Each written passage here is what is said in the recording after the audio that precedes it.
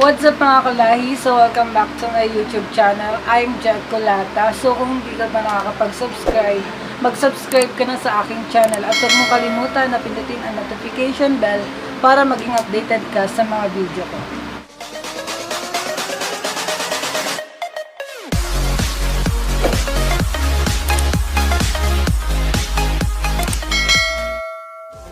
So for today's video mga kalahi, tuturo ko sa mga classmate ko or kahit sa inyo na rin kung paano ko inedit tong My Day ko.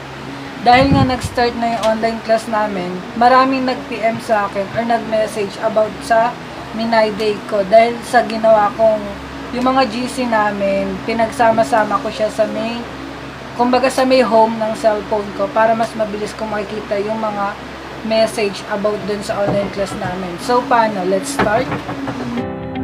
So first step mga kalahi, papalitan ko muna yung wallpaper ko. Gagawin ko siyang black, plain lang. So punta tayo sa gallery, tapos yan, piliin natin itong color black. Tapos more, pinutin natin yung more.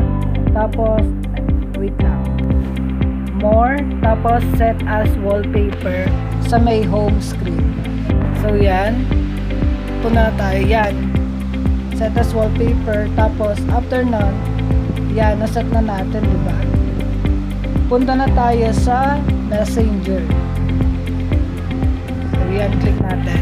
Tapos nun, hanapin natin yung mga GC natin. Tapos, press natin ng matagal yung GC na to.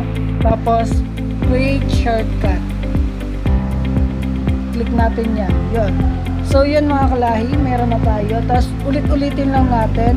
Messenger, GC, press natin na matagal. Tapos, create shortcut. So, yun, ulit-ulit lang. Messenger, create shortcut. Tapos, balik tayo ulit sa Messenger, create shortcut. Hanggang sa lahat ng GC natin is madala na natin sa home screen ng phone natin. Para kapag ka nag-start yung online class natin, hindi tayo mahihirapan na hanapin yung mga GC ng kada subject natin. At para hindi rin tumatabunan. So yan, create shortcut, Messenger ulit. Tapos, hanapin pa natin yung iba. Yan, tapos create shortcut. I-press mo lang siya ng matagal, tapos create shortcut.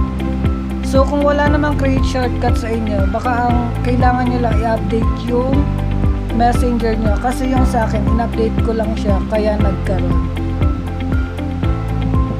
Yan. Tapos in-add ko lang yung Meet na application tsaka yung email.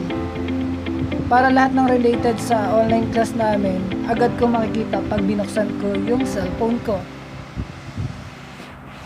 So, yun lang. So, yun na nga mga kalahi. Thank you for watching. Sana natutunan nyo yung tutorial na tinuro ko ngayong araw. Huwag nyo kalimutan na mag-subscribe sa aking channel at pindutin ang notification bell para maging updated ka sa mga video ko. Don't forget to like, comment, and share. Bye! Thank you for watching!